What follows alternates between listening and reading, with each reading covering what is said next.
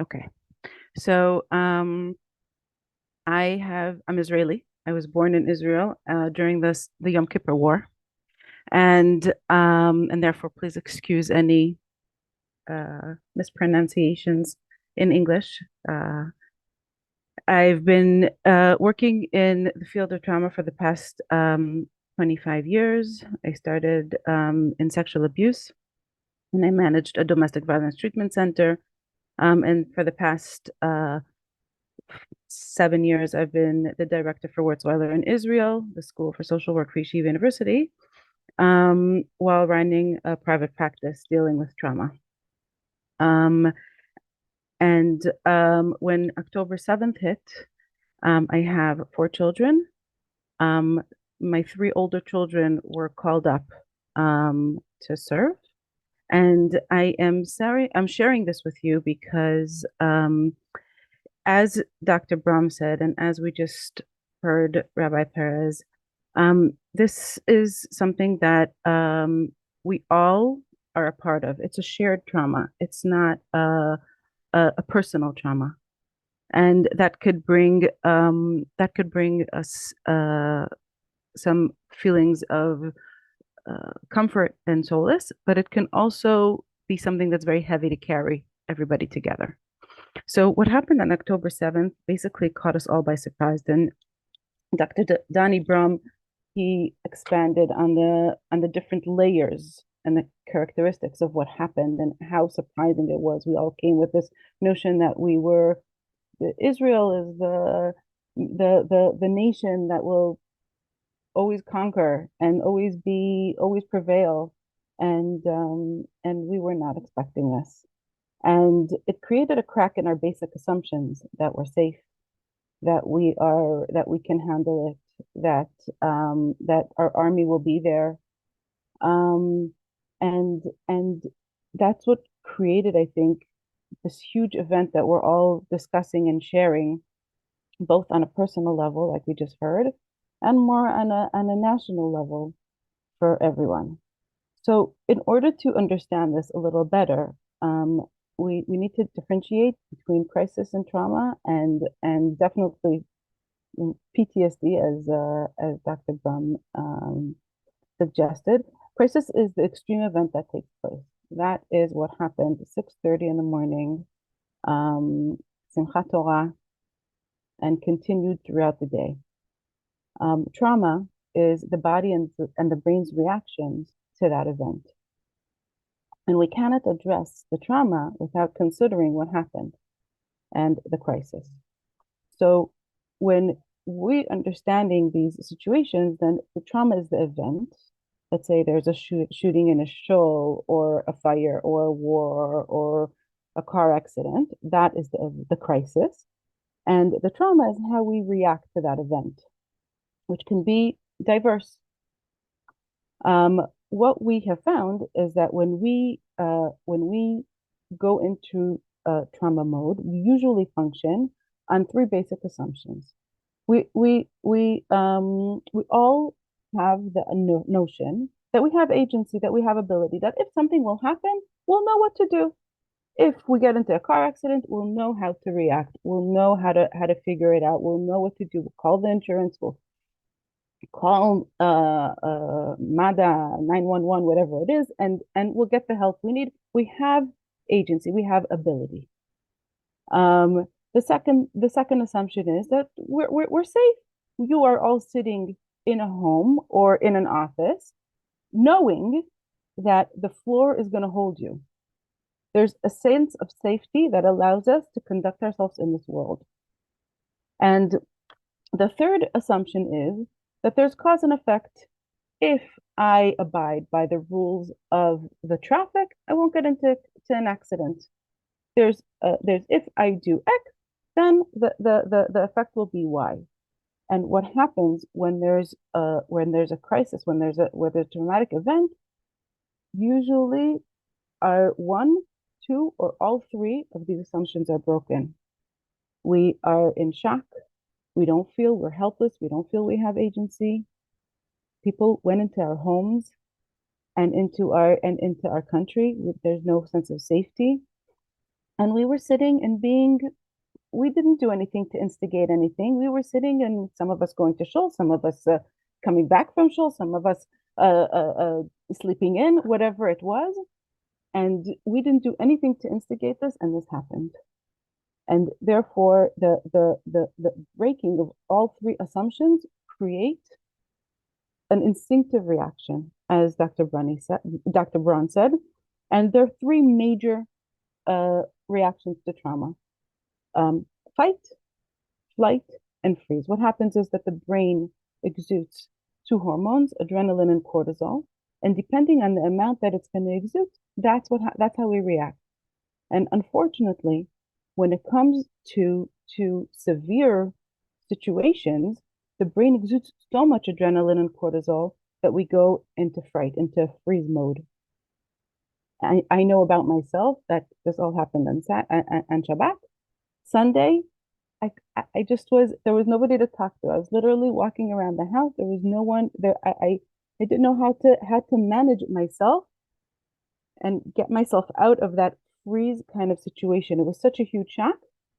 Everybody was just, it took me a whole day to get over it and to start functioning properly and normally the next day. I know of other people that it took them much longer.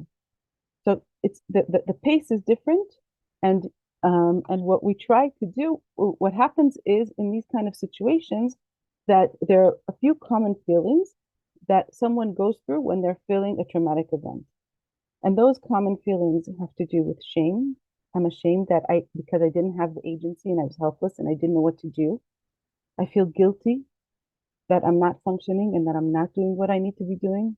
I'm angry, and I'm angry at many, many, many, many different aspects. I could be angry at the government. I could be angry at the Ribbon Shalom for making this happen. I can be angry at my family for not protecting me. I can be the anger it doesn't have, it's not rational, but it's a feeling that does come up. There's a sense of helplessness and fear. There's a sense of confusion where I'm like trying to I can't focus and I can't get things right. But it's not only that, it's really like dissociations and situations where I can't even think straight. Basically, those are the main situations that come up. And what happens is that the brain is taking all its energy to survive, and it's looking for security, for stability, and for survival in order to survive. And therefore, we're in a sense of not knowing. Is it safe? Is there food? Is there shelter? Is there clothing? Is there transportation? Can I leave the house? Can I not leave the house? Will there be a siren? Will there not be a siren? What is going to happen? The human is in a hyper stance of hyper vigilance, where they feel that they're like always alert and on. There's a feeling, the main feeling that happens in these kind of situations where my agency is taken away, my safety is taken away, the way the world usually works of having consequences is taken away, is a huge feeling where I don't have control. I'm not in control of what's going on. And holding that unknown is extremely difficult. So what we're trying to do for ourselves and for others is we're trying to move from the shock and the freeze mode to motion and function. And we have to understand that for some people, that can happen really quickly. And for other people, it takes time. And the pace is individual and different depending on the situation and on what's going on. It's also not always linear, but there's motion. And one day I can wake up feeling, oh, okay, I have agency and I can actually do things and I can hold it and I can get on with things. And then something happens and a half an hour later, I'm feeling all these feelings where I'm triggered and I'm feeling shame or guilt or anger, or I'm not concentrating, and understanding that these are extremely normal reactions to a very extreme situation, an unnormal situation. So what we're trying to do is we're trying to contain our anxiety and our emotions. We're trying to regulate ourselves. When if we think of anxiety as as a cup of water, when we have a splash of water on the floor, it's not contained, it floods us. But when we can contain it, when we can put it into a vessel, then the water is contained and we can actually hold it and see it, and it's not overwhelming as the feeling. So what we're trying to do is we're trying to see how we can contain the feelings that we're feeling and regulate us. Um, we In order to do that, we need to be in a stance where we're not judging ourselves. We're not saying, "Oh, why am I doing this and why am I not doing this and I can't function." And my neighbor Chaya Malka, she's doing all these things and she's running out and she's making food for soldiers and she's jumping around and whatever, and I can't get myself moving. The comparisons aren't helpful. I had a friend who I was talking to, another social worker who was telling me how they were sitting at a table and each was saying, "Oh yes, I've been volunteering here and I've been bringing food and I've been packing uh uh uh I've been getting donations and I've been packing different chavilot packages for the chayalim," and and then somebody pips up and says, "I've been keeping my mental health." Because that's what they've been doing. That's what their energy is. And that's not less, there's no scale of more or less. And you have to be in a place where you can take that legitimacy for yourself to say, yeah, that's I'm doing what I can be doing, and that is good. And focus on concrete functions. So, what are the few variables that affect this trauma or any trauma? One is the time frame. Usually I know that if something happens and I need to really recruit all my energies and my resources for a certain amount of time, then I can manage it. I know that on the date, on the 28th of February, things are going to be different. I know I can manage until the 28th of February.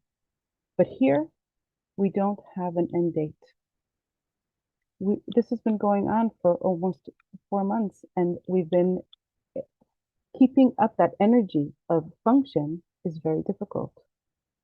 So understanding that and accepting that allows us to also prepare and allows us to be in that motion and not to expect from ourselves more than what we can do.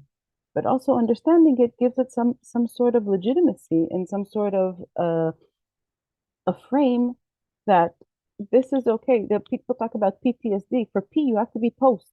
We're not post yet. Where the post traumatic stress disorder only is 3 months after the event. We're not after yet. We're in it, and therefore understanding that is extremely important. The other aspect that would affect how we're gonna how we'll deal is what are support systems.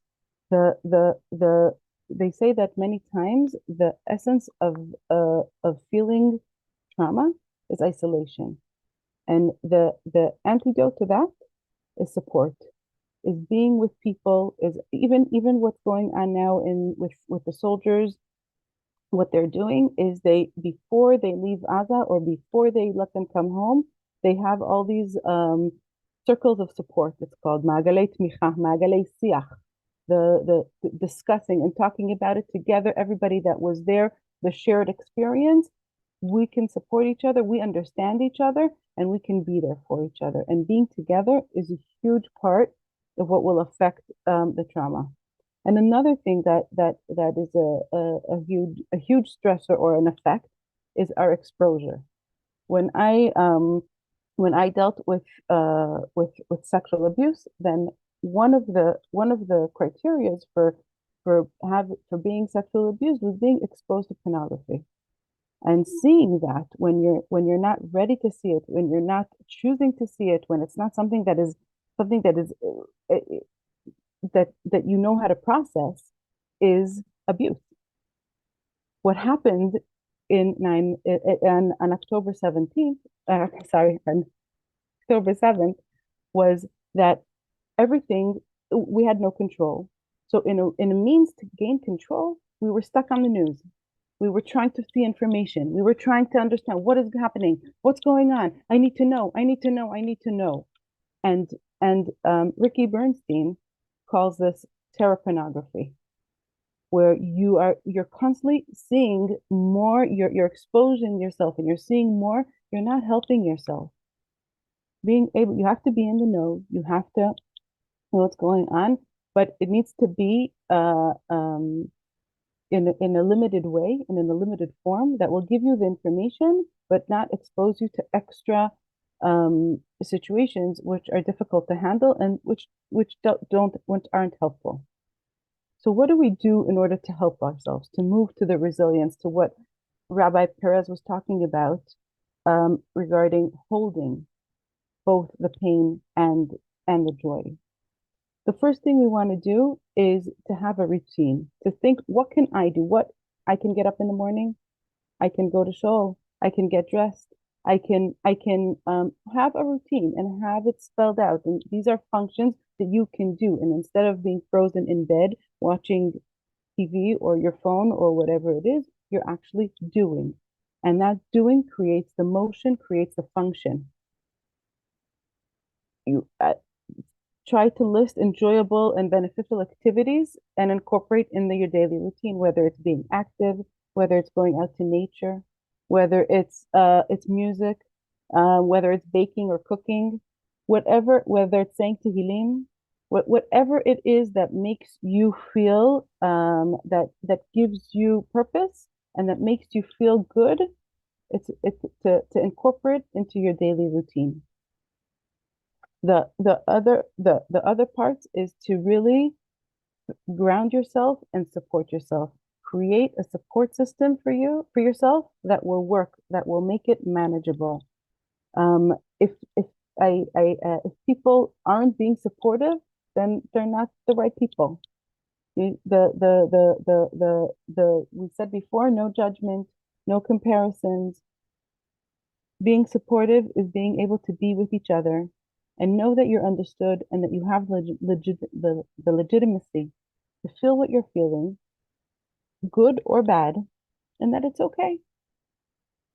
And the most important thing, I think, is to find meaning. If if creating and that, I think, is where this amazing nation of ours came together in giving meaning by working together, in giving meaning by doing things for each other. That's when you become meaningful for another human being, that's the greatest meaning. And finding the different activities where you are doing something for somebody else and giving of yourself gives you meaning.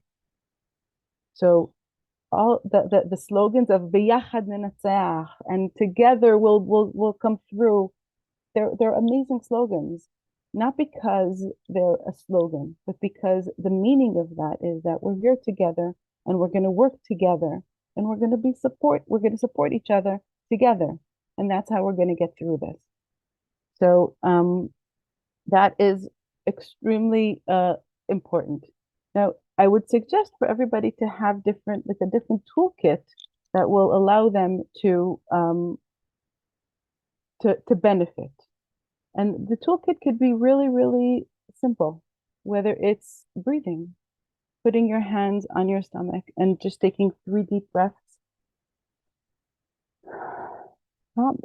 Allows oxygen to come in, allows you to take a moment and contain the anxiety that you're feeling, contain whatever it is, and just give you energy for the rest of the day. Whether it's meditation or mindfulness exercises that you can incorporate into your daily routine. Problem solving. Again, you're taking back control. You're dealing with what you can. You are finding a problem and you're seeing how you can solve it, not asking somebody else to do it. You yourself, so that you feel that you have agency, that you're able. Cognitive restructuring, Dr. Brom touched on it a little bit before. The thoughts that are helpful to you, thoughts that aren't helpful to you, notice them and say to yourself, wait a minute, do I really want to go there? Now, sometimes um, there are thoughts that come up that are scary. What if something like this will happen to like I had 3 kids in? What if the knock will come on my door? What's going to happen there? And I found for myself that if I didn't get too overwhelmed by those thoughts, and I could just allow myself to hold them and to be with them for a minute without them really taking over, it helped me process. It helped me take back control. So if it's helpful for you, great. If it's not helpful for you, then see how you can change the thought and the narrative to what will be helpful for you. And as both Dr. Brahm and I are constantly saying, reinforce social connections. Those are really, really, really important because that's how we process things. That's how we work through things. That's what gives us comfort. So finding the social support that you need, that's the important kind of basis to how we can move forward from this. Now, sometimes people will as Dr. Brom said, not everyone is gonna develop PTSD. Not everyone is, I think everyone is in some sort of crisis, and everyone's feeling something because of what happened. But for not everyone, it's going to become something pathological. For most of us, especially if we can take this and reinforce the meaning that we can create from this and regain some sense of control for ourselves, we'll be able to learn how to continue functioning while expanding our vessel, our inner vessel, to hold, as Rabbi Perez said, both the joy and the pain. What we do in therapy usually is not eliminate what happened. We don't eliminate the event. We don't go back into your mind and hypnotize you and change your memory. What happens in therapy is that you process, and the processing helps you feel less of the pain and understand what the narrative that happened to you in a way that you can grow from it. But it's not feeling the pain. It's not taking it away. So by creating a social structure that allows us the legitimacy to feel and to be, we can slowly but surely move forward with what is going on. If somebody feels that they can't cope, then it is important to get help. Wurzweiler opened a clinic, and that's something that anybody can in Jerusalem in English for therapy, for subsidized therapy. So if you want, you can always turn there. But as was discussed before, there's EMDR, there's somatic experience, there's so many ways and forms to get help, and we have to find what works for us, for each individual. And as Donnie also said, not everybody's going to need it. We all need support. We all need meaning. We all need a shared sense um of a purpose. But we're not all going to have to be in a situation where we're all going to need help. So I'm opening it up for questions. I can't talk and read at the same time, so if I'm happy to see if there are any questions. Yeah, if anybody has any questions, thank you very much. Everybody has questions. We have about a minute and a half for questions, so you can unmute yourself. That's probably the easiest. There were just a couple comments in the chat box thanking you for your talk, Oh, but okay. no questions. Thank you very much. But if anybody has any questions, speak up now or hold your breath. Okay. Thank you. Listen, it's Okay, Bakasha. Okay, thank you very much. Really, a pleasure. It's very powerful listening to everybody, and especially since all three speakers and now our fourth speaker, Ellie Beer, who I see, will all of you live in Israel. It's it's I think I don't know how different it is and what the people say, how trauma for it was alluded to a little before. People living outside of Israel, people living inside of Israel obviously experience it differently. And it's kind of interesting. I don't know if you want to comment that for 30 seconds. You want to I make a comment can. on that? Yes, Yeah, I can. sure. I said before that there were different reactions to Hmm. trauma, shame, and helplessness. And one of the reactions is anger. And I found that many times when people from abroad uh, can't connect to what's going on to here in Israel, or don't connect in the way that is beneficial for the person here in Israel, then that can create a lot of anger. And I just want to say that we have to remember that support and community is not always agreeing with each other, but it's being able to understand each other. It's being able to be there for each other. And I think the society in Israel has proven this really, really strongly um, in the last few months. And hopefully we can take that and move forward with that. Okay, thank you very much. We will get started in about 30 seconds. Ellie Beer, nice to see you. Hello.